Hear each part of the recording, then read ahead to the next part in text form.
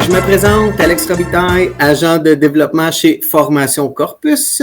Donc, j'ai le plaisir, en fait, de vous présenter un merveilleux balado aujourd'hui sous le thème « Explorons les différentes stratégies de croissance ». Alors, pour m'accompagner, j'aurai le plaisir de m'entretenir avec Fatou Bokoum de Also Recrutement. J'ai également échangé avec Vincent Lévesque de l'entreprise Delight. Et on va conclure l'entretien avec Marcelin Quentin et Martin Giroux du groupe Karaté Sportif. Alors, sans plus tarder, bon balado. Alors, bonjour Fatou Bokoum. Merci d'avoir accepté notre invitation de venir jaser croissance avec nous ce matin. Comment vas-tu, Fatou? Bonjour Alex, je vais très bien et toi? Ça va très, très bien. Fatou, avant d'y aller avec mes quelques questions, je vais te permettre de prendre une belle minute, même 2 si tu veux. Parle-nous rapidement de qui est Fatou ou qu'est-ce que ta belle entreprise Also Recrutement? Oui, alors moi je me présente toujours comme une passionnée de l'entrepreneuriat et en même temps une spécialiste en recrutement. Et c'est justement ça qui m'a poussée à créer en 2015 Also Recrutement, qui est une firme de recrutement de personnel spécialisée dans le secteur industriel. Donc, on aide nos clients à combler leurs besoins en matière de main-d'œuvre dans le domaine de la gestion industrielle, les métiers spécialisés, mais aussi le support industriel. Et récemment, on a lancé un nouveau service de recrutement à l'international, justement pour pallier à la rareté de main-d'œuvre, qui est un sujet d'actualité au Québec. Donc, on est présent au niveau du recrutement. On a des partenaires en Amérique latine, en Afrique, mais aussi en Europe. Et tout dernièrement, j'étais invitée justement, Alex, à mon lancement de ma deuxième entreprise ou mon deuxième bébé d'entreprise, qui est Job Also, qui est une plateforme de recrutement centralisée 100% en ligne et qui est en même temps un carrefour de rencontres entre les employeurs et les chercheurs d'emploi. Donc, voilà. Merci, Fatou. Première question, Fatou. Je voulais la poser rapidement au début de notre balado. Je sais, bon, tu es femme, entrepreneur. Tu es maman, femme, entrepreneur. Je me permets aussi de te dire, tu es maman, femme entrepreneur issue de la diversité dans le day-to-day, là, au quotidien. Comment tu arrives à gérer tout ça? Est-ce que c'est des défis supplémentaires, le fait justement d'être maman et issue de la diversité lorsqu'on est femme en affaires? Oui, mais écoute, c'est vrai qu'il y a de gros défis qui viennent avec. Puis moi, je suis arrivée effectivement au Québec en 2008, en décembre, en plein hiver. Donc là d'où je venais, il faisait 30 degrés, puis j'arrive ici, il fait moins 30. Donc imagine un peu le choc de température. Alors, puis je raconte tout le temps une anecdote. Je te l'ai raconté à toi d'ailleurs, Alex. Quand je venais d'arriver, tout le monde me disait bienvenue. Quand je disais merci, alors je me disais tout le temps, mais comment ils savent que je viens d'arriver au Québec? Parce que moi, je me disais qu'ils me disaient bienvenue au Québec. Alors, tout ça pour dire qu'effectivement, il y avait beaucoup de différences au début, mais il a fallu s'adapter. Il a fallu avoir justement une grande ouverture d'esprit pour comprendre les gens, puis se faire comprendre également, et surtout apprendre une grande curiosité également, se faire un réseau d'amis, professionnels, etc. Et pour répondre à ta question, maman entrepreneur également, c'est pas quelque chose de facile du tout, mais pour moi, c'est une grande force ou même une grande opportunité. Moi, ça a été l'opportunité de croître dans mon entreprise parce que quand je suis tombée enceinte, il était hors de question que je ferme mon entreprise parce que j'ai un bébé. Puis en même temps, il était hors de question que je laisse mon bébé à la maison puis que je vienne travailler. Donc, il fallait justement trouver une solution pour que l'entreprise continue à exister et dans le fond, à opérer pendant que j'étais pas là. Puis c'est ça qui a poussé justement à accélérer ma croissance, à mettre en place une équipe, à mettre en place une structure, etc. Donc, d'après moi, oui, c'est difficile d'être maman entrepreneur, mais ça prend juste de l'organisation, de la planification, de savoir déléguer et surtout d'avoir une gestion globale de l'entreprise et non une micro-gestion. Il y a plein d'éléments que tu viens de me dire là, dans la fin de ta réponse, puis je veux tabler un peu, je veux retaper là-dessus un peu si tu me permets, parce qu'on a beaucoup de clients qui sont comme toi il n'y a pas si longtemps, à savoir solopreneurs. Puis là, aujourd'hui, après 4-5 ans d'existence avec ta belle entreprise, félicitations d'être en affaires depuis, je crois, 5 ans, bravo. Oui, merci. 4 ans, tu dis?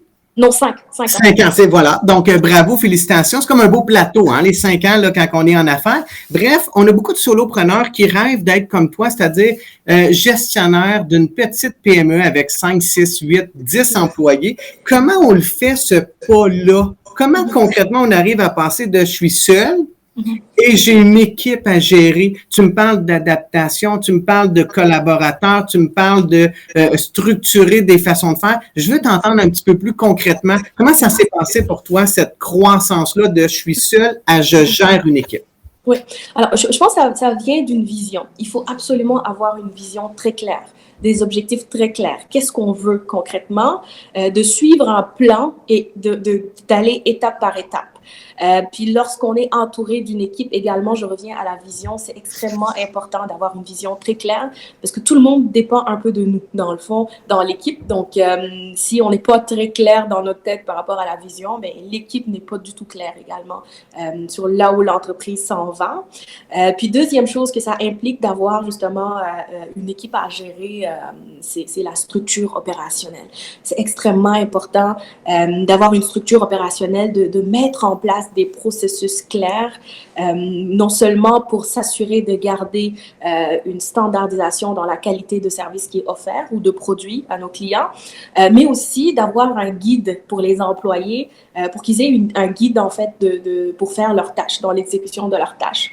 Donc, il va falloir justement créer des processus de l'obtention ou de l'acquisition des clients jusqu'à la livraison du service. Ça m'amène une autre question. Bravo, en fait, pour avoir tout réussi ça, parce qu'effectivement, je crois que c'est des défis énormes. Puis c'est pas tout le monde qui sont capables d'y arriver à structurer des processus par écrit pour aider nos premiers employés à savoir, dans le fond, quelles sont leurs tâches pour, dans le fond, maximiser leur temps dans l'entreprise. Ma question, en fait, Fatou, c'est est-ce que c'est difficile de penser de solopreneur, c'est-à-dire où tu avais le contact client, où tu gérais tout, tu avais tous les chapeaux, à une Fatou plus gestionnaire, organisationnelle, tu sais, macro plus reculé. Est-ce que c'est difficile de lâcher prise dans ta relation client pour gérer une équipe? C'est difficile, c'est difficile. Moi, ce que je dis tout le temps, tu sais, je ne sais pas si on aura le temps de parler si je donne cet exemple-là. J'ai vraiment, au début de ma carrière, je me considérais comme une conseillère en ressources humaines et pas comme une présidente parce que je faisais vraiment les tâches de conseillère en ressources humaines. Donc, dans ma signature, c'était écrit ça. Par la suite, j'avais une équipe, donc je me considérais comme gestionnaire, pas encore comme une présidente. Donc, tu sais, puis on se fait même des petites fêtes à la maison quand j'ai une promotion, on va dire. Je me fais une promotion. Donc, je suis plus conseillère, je suis rendue gestionnaire, ensuite je suis rendue présidente.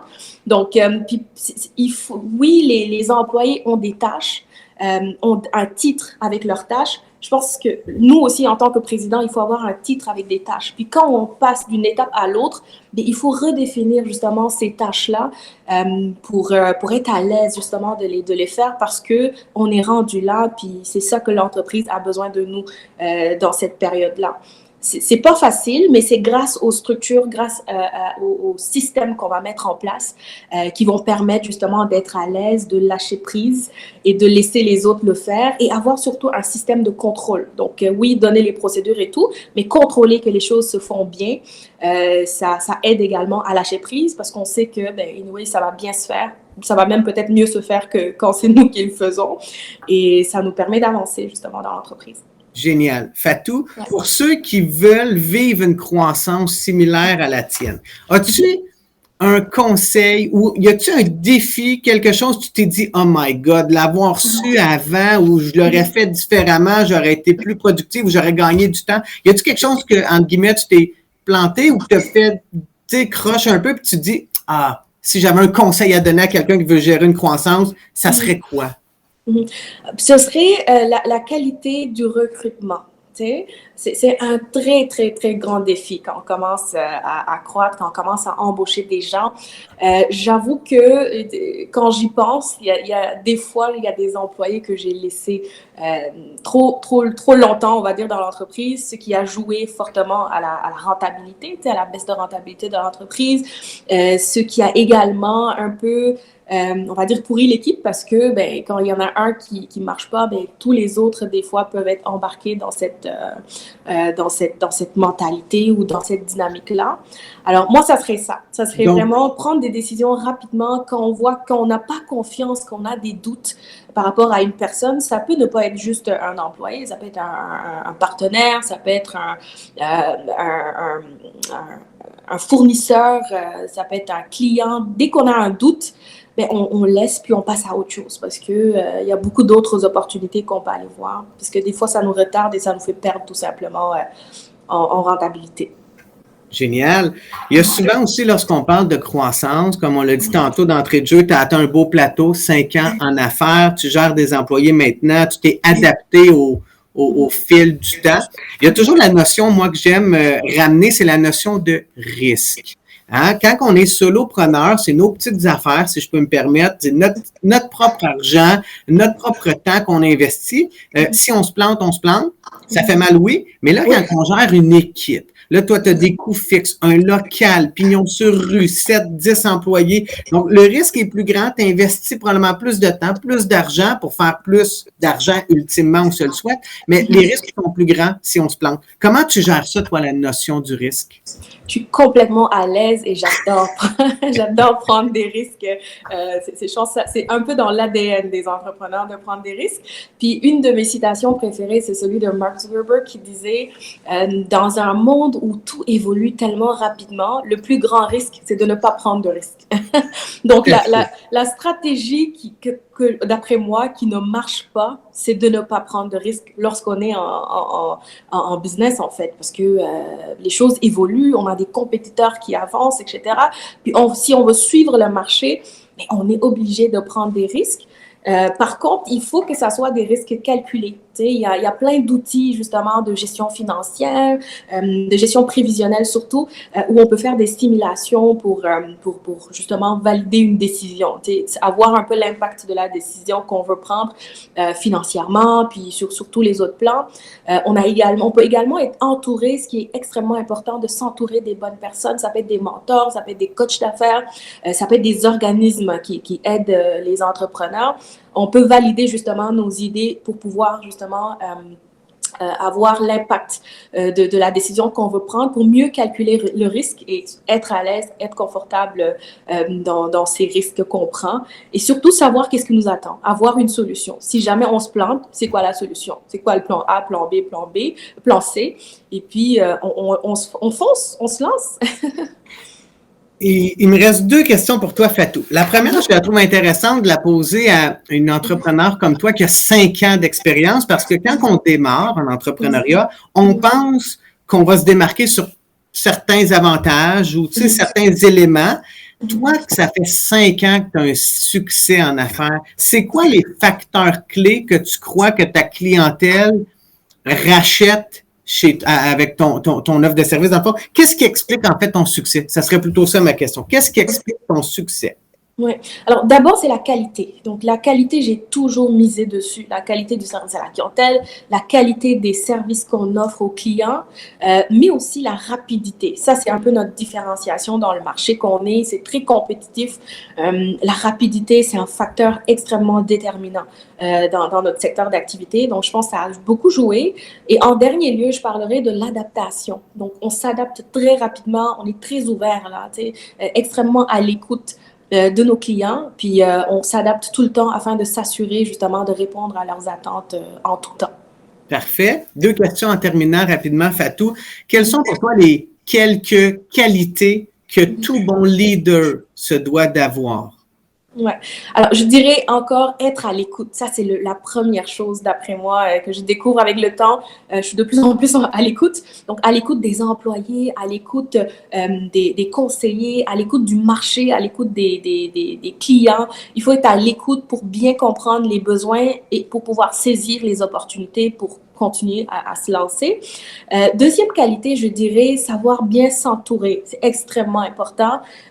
Plus on croit, plus on a des responsabilités, puis on ne peut pas tout faire. Il faudra déléguer la plupart des choses. Moi, honnêtement, 80% des choses je délègue pratiquement 80% de mes choses. Donc, c'est important de les déléguer aux bonnes personnes, de s'entourer de gens qui vont nous propulser encore plus haut. Et en dernier, je dirais la persévérance. C'est une qualité fondamentale chez un entrepreneur. C'est pas facile. On va pas voir le fruit de notre travail au début. C'est vraiment avec de la persévérance qu'on va justement avoir de la réussite. Génial. Merci, Fatou. Il me reste une dernière question avant qu'on se quitte.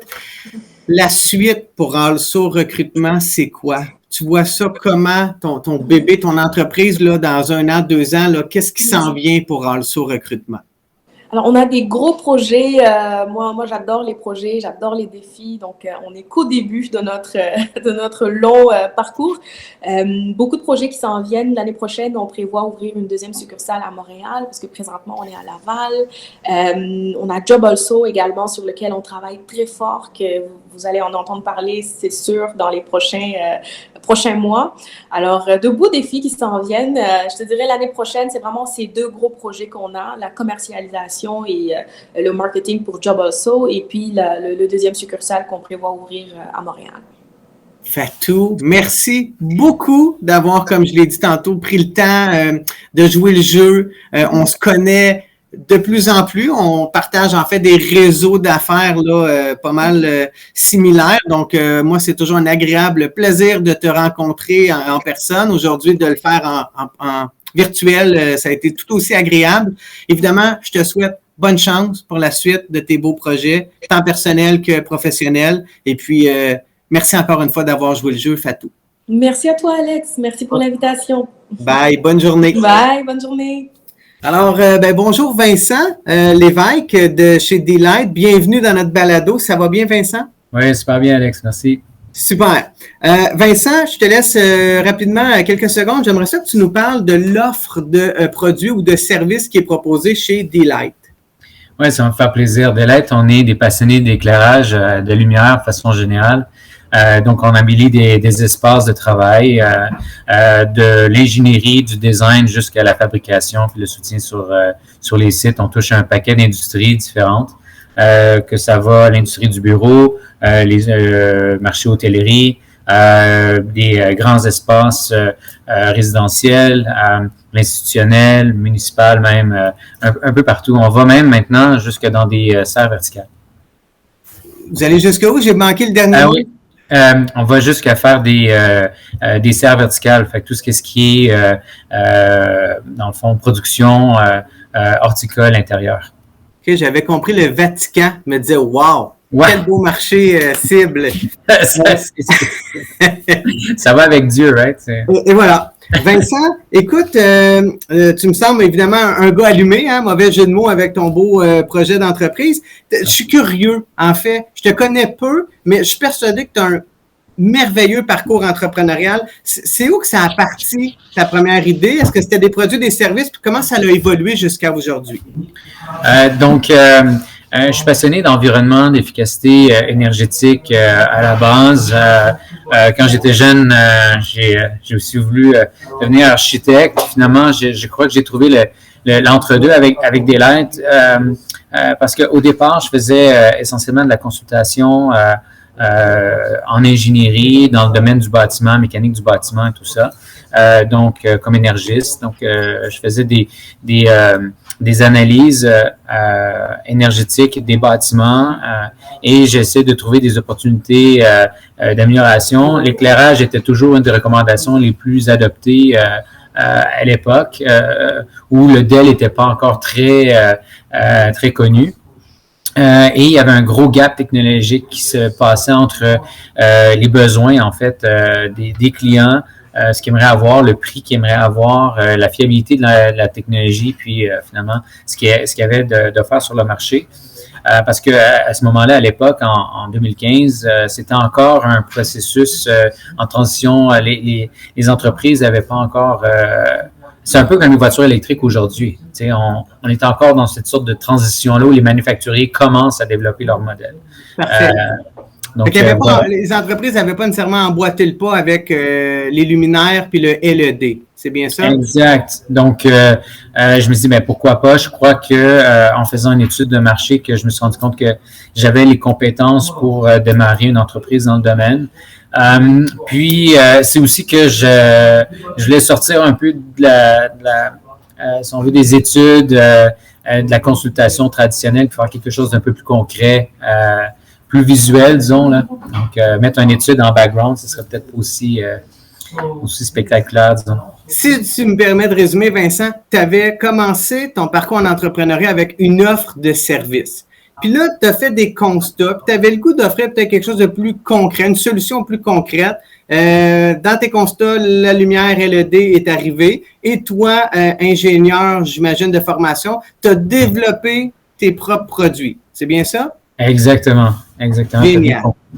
Bravo. Ma deuxième question, Vincent. Une fois qu'on a développé notre prototype ou notre première chaîne de production là, pour nos premiers produits, c'est quoi les étapes? Qu'est-ce qu'on doit faire pour développer, voire commercialiser en fait nos produits? Il y a différentes stratégies. Déjà, c'est de comprendre son client. Je crois que il faut savoir, est-ce que son client va acheter via des plateformes en ligne? Est-ce que c'est un client qui passe à travers des channels traditionnels comme des distributeurs? Est-ce qu'il travaille avec des partenaires d'affaires? De quelle façon est-ce que ce produit-là est habituellement acheté localement, mais également à l'étranger? Est-ce que d'un point de vue culturel, il y a une méthode différente? Fait que ça, je pense que la stratégie la plus importante à développer, c'est comment rejoindre le client de façon la plus efficace possible. Et dans mon cas, vu que c'est le domaine de la construction, c'est un domaine très particulier où le commerce en ligne n'est pas nécessairement la méthode à aller. Donc, c'était déjà là, je pense, un défi quand même assez important. Parce que nécessairement le financement, la commercialisation est beaucoup plus important que juste faire une plateforme en ligne. Donc, c'était d'identifier ces joueurs-là. Donc, nous, dans notre cas, c'était de trouver des spécificateurs, des firmes d'ingénierie qui font des projets autant localement qu'à l'étranger. Donc, si on veut développer cette expérience-là à l'étranger avec des partenaires locaux. Ça peut être aussi des end-users locaux, donc des utilisateurs finaux qui utilisent nos produits localement, mais qui ont aussi des projets de construction à l'extérieur du Québec. Et c'est de cette façon-là qu'on a développé notre expertise à exporter nos produits, développer en fait ce service-là pré-vente de collaboration puis de support à distance. Donc, je pense que une des règles du pouce à prendre en note, je crois, c'est de toujours aller vers du connu à l'inconnu. Donc, toujours apprendre, si on veut, basé sur des expériences passées, puis faire une étape à la fois, pas se lancer, dire, OK, je vais investir des milliers de dollars dans un aménagement d'un bureau que je connais pas, engager un paquet de vendeurs qui ont peut-être pas encore de marché, etc. Donc, ça va être énormément de dépenses au départ, avec très peu de résultats, ça va peut-être juste carrément tuer le développement de l'entreprise.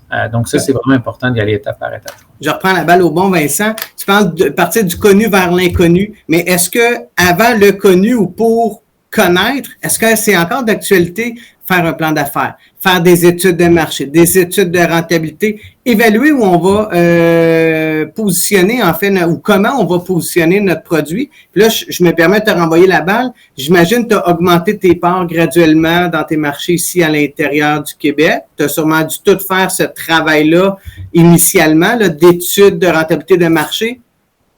Oui, c'est encore plus pertinent aujourd'hui qu'avant, juste parce que l'information puis la qualité de l'information est encore plus pertinente.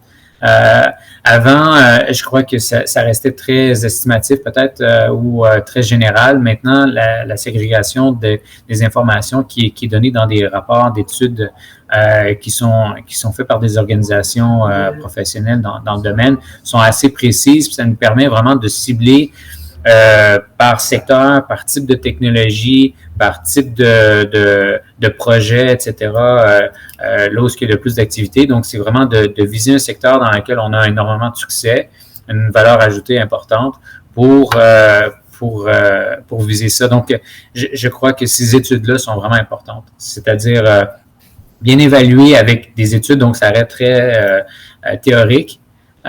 Mais par la suite, c'est de faire des appels, de travailler avec le réseau. Autant ça marche localement que ça marche à l'international. C'est toujours à travers le réseautage où on valide en fait ces chiffres-là puis ce modèle d'affaires-là avec des réalités sur le terrain. Puis une fois que cette validation-là est faite, là, c'est là où c'est le temps d'investir des ressources en développement d'affaires puis de développer des nouvelles opportunités.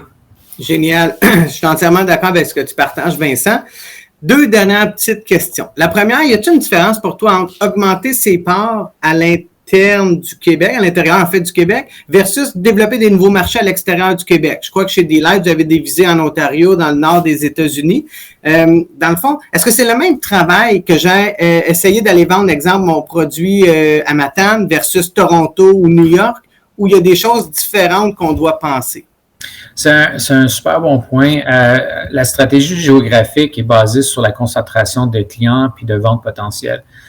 Fait que le coût de transport, encore plus maintenant qu'avant, est quand même exorbitant. Fait qu'il faut prendre en considération le coût d'acquisition du client et en fait son niveau de compétitivité par rapport à la distance ou à la source d'où provient le produit. Donc, si le produit est produit localement ou est-ce qu'il peut être produit ailleurs ou à l'endroit où ce que le client se situe, etc. Donc, c'est un paquet de choses qui doivent être prises en considération pour vraiment développer une chaîne d'approvisionnement qui soit efficace, qu'on reste compétitif sur le marché, qu'on livre les produits et services aux clients à destination à moindre coût.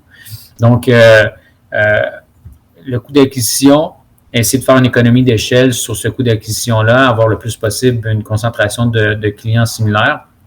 Donc, pour un exemple concret, on voit un vendeur faire une visite pour un rendez-vous, ben ce serait le fun qu'il en fasse plus qu'une visite avant de revenir puis facturer son millage, mais c'est la même chose. Donc, c'est de trouver un endroit où il y a beaucoup de concentration. Peut-être que Matane, même que c'est une super belle ville, aura peut-être pas autant d'opportunités d'affaires que Toronto. Donc, c'est vraiment de voir. Génial. Y a-tu un truc, quelque chose, tu te dis, avoir su ça, je l'aurais fait différemment? Parce que, tu sais, le but des balados, j'imagine, vont être écoutés par des entrepreneurs qui ont peut-être des visées similaires aux tiennes, d'exporter et de vendre à l'international leurs produits. Y a-tu des choses, tu aurais le goût de leur dire, là, 1 ou 2 conseils, là, pensez à ou mettez l'accent sur? C'est un bon point. Je pense que, pour moi, de mon point de vue d'entrepreneur en innovation puis en développement de produits, je pense que le plus rapidement on a un MVP, fait qu'un minimum viable product qu'on peut tester, le plus rapidement on peut interagir avec le client pour vraiment ajuster le produit à leurs besoins, le mieux c'est. Fait que tu vas créer un engagement auprès du client puis tu vas vraiment développer tes ventes. Mes plus gros succès a été basé sur cette proximité-là que j'avais avec le client puis de répondre à ses besoins au moment où il en avait besoin.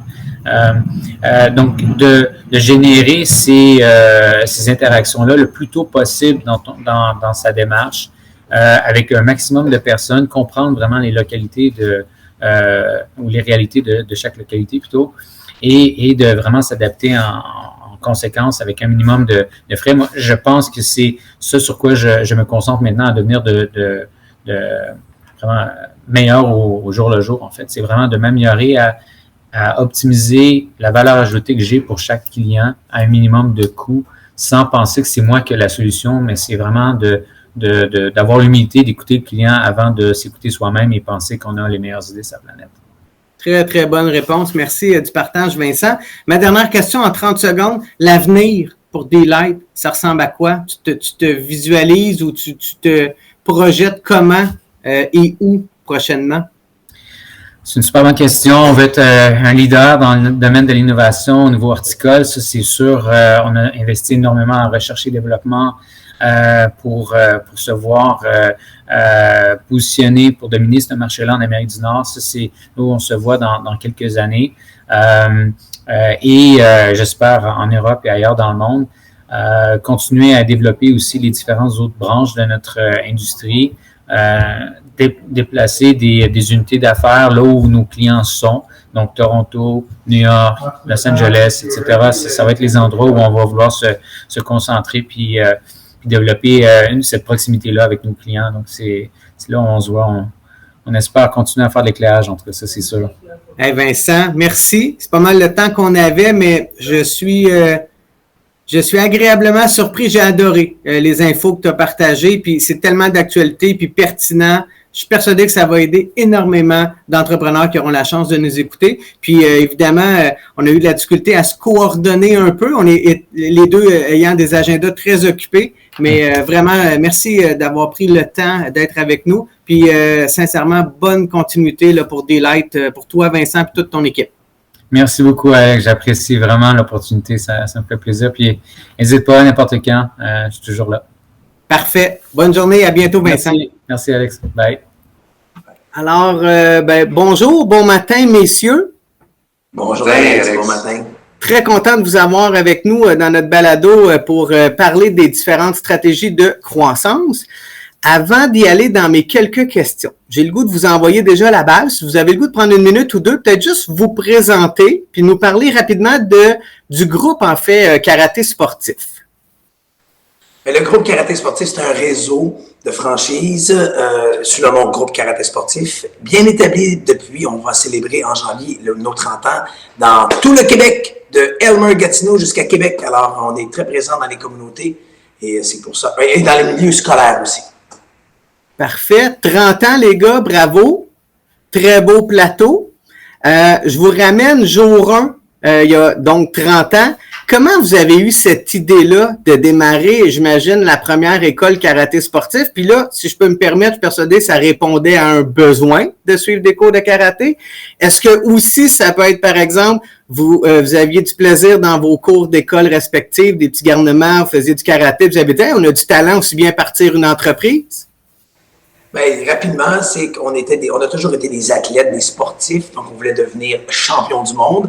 Puis après ça, je dis, c'est un bon exemple, c'est une bonne question que tu poses, Alex, parce qu'on était très proactifs, oui, dans le sport, mais c'est l'école. L'école, en allant au cégep, en allant à l'université, en éducation physique, je dirais que ça nous a maintenus actifs, puis apprendre justement comment ça fonctionne le corps et développer des bonnes stratégies d'enseignement sur le plan de la pédagogie. Donc, de fil en aiguille, notre passion s'est transformée en gagne-pain. Puis après ça, on a toujours eu la fibre entrepreneuriale. Donc, c'est pour ça qu'on a voulu développer le réseau de franchise à travers le Québec. Ça s'est fait un peu à travers, sans nécessairement...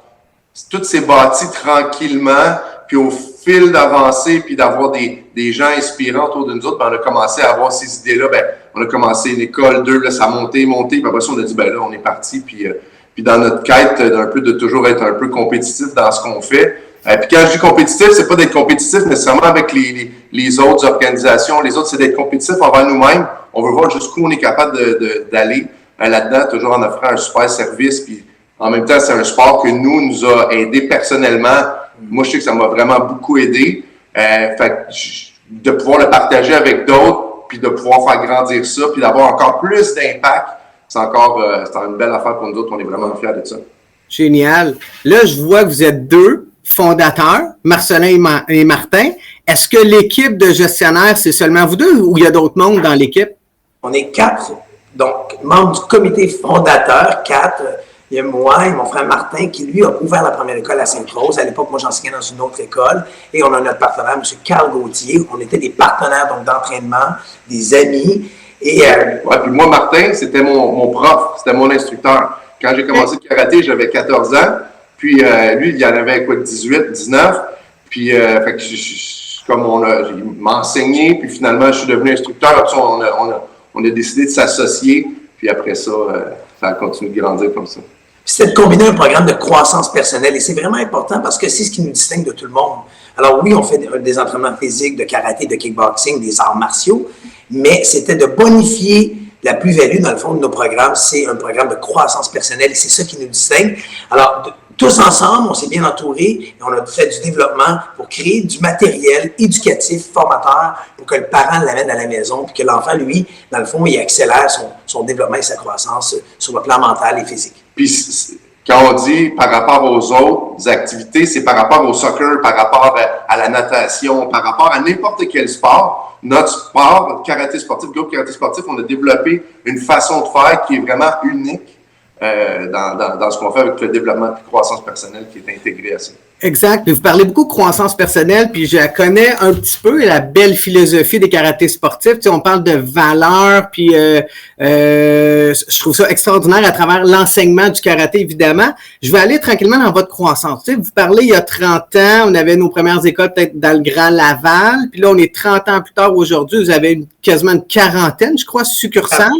Puis vous avez créé, dans le fond, à travers ces années-là, je crois, des outils, du matériel. Puis c'est ça, j'imagine, qui a fait que vous avez dit, coudonc, notre modèle d'affaires, là, il peut être reproductible, il peut être à la limite évolutif. C'est quoi les éléments déclencheurs le jour 1 d'avoir quelques écoles pour être 30 ans plus tard en avoir 40? Comment on fait ça concrètement?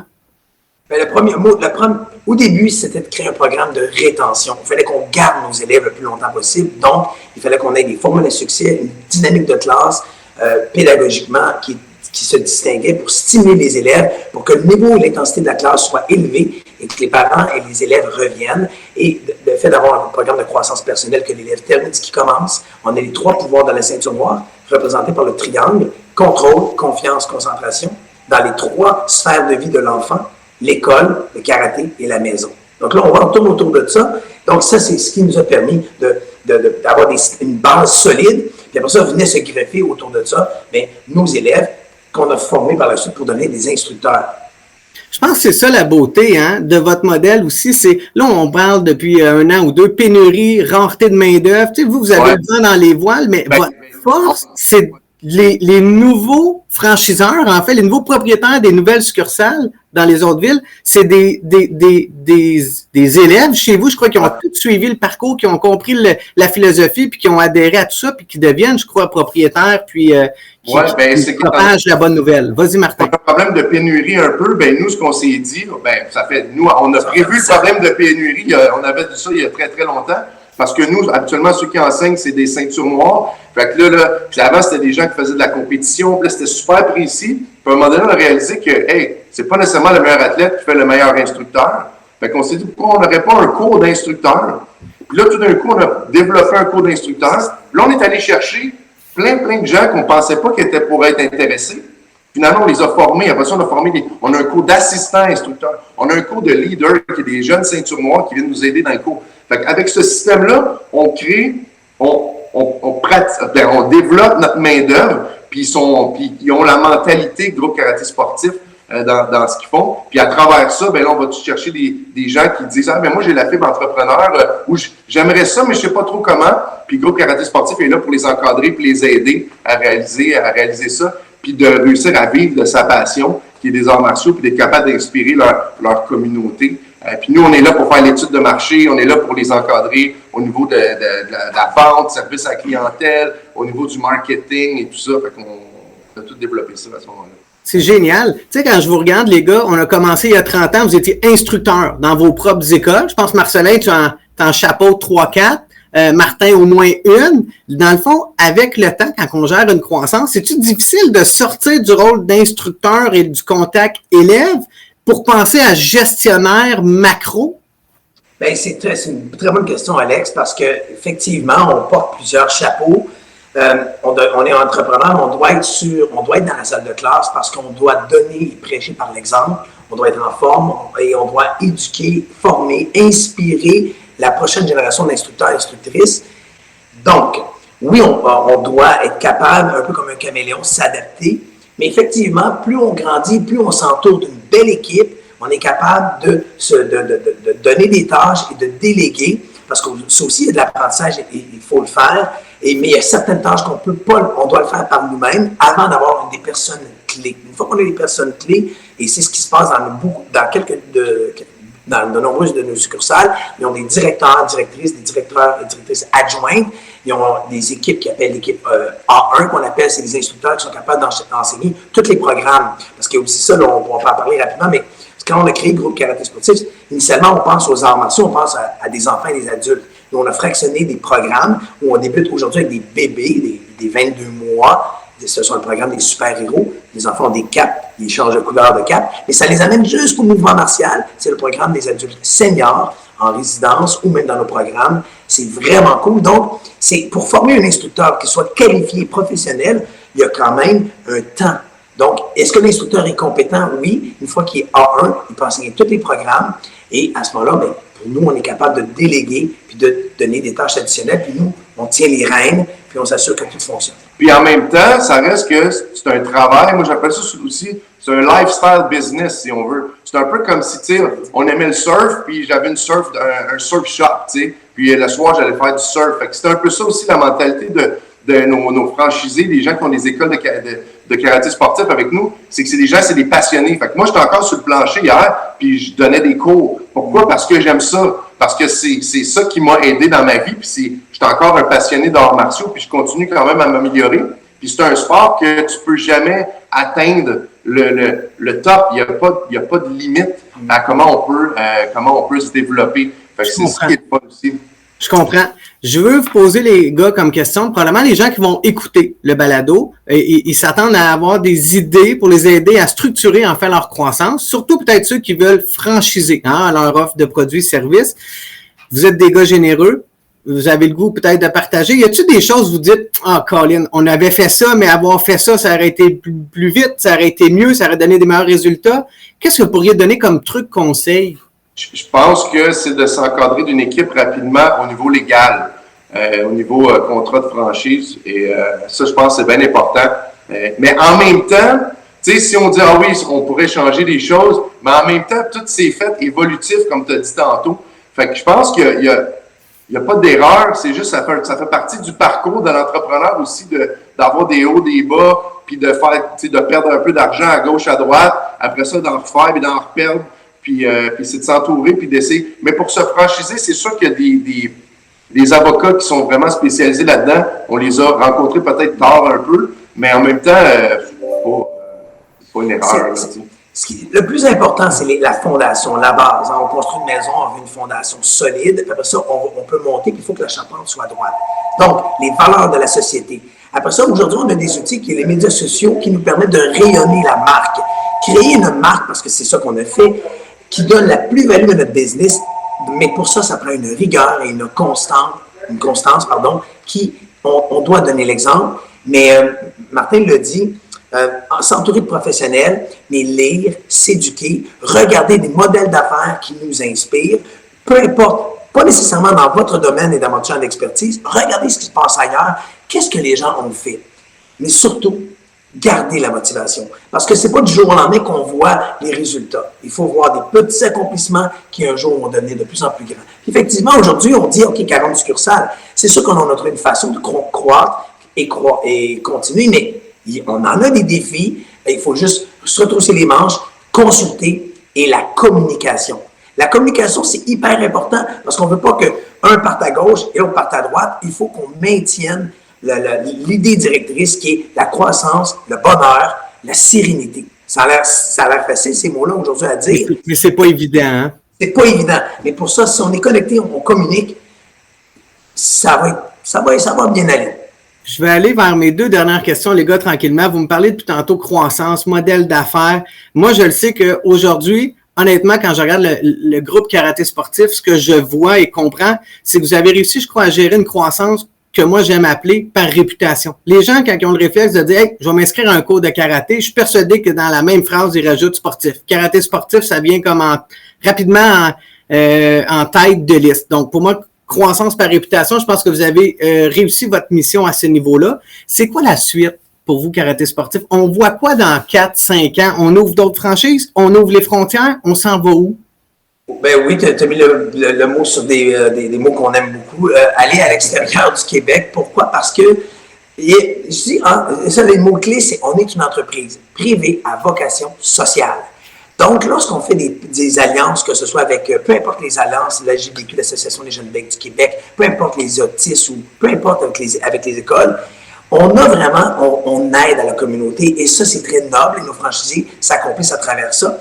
Et on veut l'amener à l'extérieur parce que maintenant, tous nos communiqués ou presque, c'est traduit, c'est en anglais, c'est en français, c'est dans les 2 langues, ça fait partie de l'éducation. Donc, on n'a plus vraiment de barrières. On a des défis qui vont être justement de faire de nos franchisés des gens motivés qui veulent aller un peu plus loin de la maison, mais maintenant, grâce aux outils, puis on le vit actuellement, on est en train de se parler en rencontre, on est en virtuel, et on l'a vécu avec le COVID, on est capable de s'adapter. Et ça, c'est un défi qui est vraiment cool et c'est très challengeant. Alors, on voit que l'avenir va être très beau, très bien. Moi, je vais taper sur le clou, tu l'as dit, s'adapter, temps de COVID. Une entreprise qui existe depuis 30 ans, on n'a jamais connu ça les 2 dernières années en temps de pandémie. Comment vous vous êtes réorienté, réorganisé, vous avez dû pivoter? Je suis curieux de savoir comment vous avez réussi à passer au travers. Bien, évidemment, nous, on était vraiment touchés par la pandémie parce qu'on était dans les premiers fermés au mois d'octobre. On était défi 28 jours que jamais fini. Puis, mais en même temps, étant donné qu'on est proactif, puis on travaille régulièrement, puis les 4, tu sais, autant Marcelin, Carl, Marcelin et moi, on voulait aussi en même temps offrir du service à nos franchisés. On voulait pas que tout s'effondre. Puis nos élèves aussi. Fait que rapidement, on a commencé les cours sur Zoom. On s'est adapté, les cours privés sur Zoom. On est devenus les champions de Zoom. On faisait des choses incroyables. On a fait des lives sur Facebook. On a fait des genres de 5 on a fait des toasts où est-ce que tous nos membres de toute notre organisation, on se réunissait sur Facebook. On faisait des Facebook Live. On enregistrait des vidéos, des cours en ligne. Écoute, on n'a pas arrêté. On est tout le temps resté sur les réseaux sociaux. Fait que j'ai l'impression que quand tout est revenu, ben les gens ne nous ont pas oubliés non plus parce qu'on les a pas oubliés non plus. On a toujours été là pour eux. On a donné du contenu gratuit aussi. Il y a des gens qui payaient pour faire leur cours, mais on a aussi offert beaucoup de contenu gratuit. Fait que ça nous a permis de rester là dans la tête des gens. Puis quand tout a recommencé à réouvrir, ben ça nous a permis de repartir. De repartir. Puis sincèrement, je pense que ça a donné un coup de main à toute l'industrie. Oui, puis donc, Martin l'a dit, créons du contenu, démontrons notre côté humain, soyons à l'écoute des gens, c'est des valeurs très importantes, très 2022, on doit le faire, puis le COVID, oui, ça nous a frappé fort, mais on s'est retroussé les manches, on s'est bien entouré, on a stimulé, et tous nos franchisés, les instructeurs ont mis la main à la pâte, et c'est ce qui a fait que sérieusement, on a rebondi. On a une rentrée spectaculaire. Oui, sauf qu'il faut quand même, en tant qu'entrepreneur, être conscient de, OK, c'est quoi les subventions qui sont disponibles? C'est quoi? Il faut que tu gères comme il faut. Là. Tu peux peut-être plus garder le salaire que tu avais. Là, il faut que tu fasses un peu de comptabilité créative là, pour être capable de te sortir de tout ça. Fait que c'est pour ça que c'est important d'être bien entouré. Puis nous, on donnait des informations aux franchisés, évidemment, mais on allait chercher nos informations aussi. Puis ça l'a permis, sur nos 40 écoles, on en a peut-être 2 qui ont eu de la difficulté, puis on en a réouvert 3 nouvelles, tu sais, en temps de pandémie. Génial. Génial. Ça veut dire que notre modèle d'affaires est assez solide, tu sais. Il est assez solide pour passer à travers une pandémie. Fait que nous autres, c'est sûr que c'est sécurisant pour le futur. Puis, ouais. Parlant du futur, les gars, je vais vous souhaiter déjà, là, je prends le mot, la balle au bon, en fait, pour le mot de la fin, le temps file. Je vais vous souhaiter évidemment bonne chance, mais je suis sûr à 1000% de la suite positive de ce que vous essayez de faire avec le groupe Karaté. Alors, je veux me permettre de vous dire merci les gars d'avoir accepté l'invitation. Merci à toi. Fait plaisir. Merci pour le partage. Puis félicitations. Vous parlez beaucoup cours, pédagogie, école. Moi, j'ai le goût de faire un clin d'œil, en fait, puis ça vient du cœur. Oui, c'est vrai que c'est important les mathématiques, l'enseignement, du français. Mais de faire des citoyens moralement exemplaires, bienveillants, avec des belles valeurs, des belles philosophies de vie, avoir confiance en soi, de l'estime pour s'accomplir dans la vie. Je pense qu'à travers toutes les couleurs de ceinture que vous pouvez donner chez vous, puis l'enseignement du karaté, je pense que c'est ça que le groupe karaté vient transmettre aux différentes générations. Ça vient du cœur, comme je vous dis, le mot de la fin, mais j'avais le goût quand même de le souligner. Puis encore une fois, merci les gars d'avoir joué le jeu. Ben, merci beaucoup, Alex. Notre mission, vous inspirer, c'est notre mission, bien sûr, notre credo, et également notre but, devenir une meilleure personne. Alors, ça résume bien. Merci, Alex. Merci, Alex.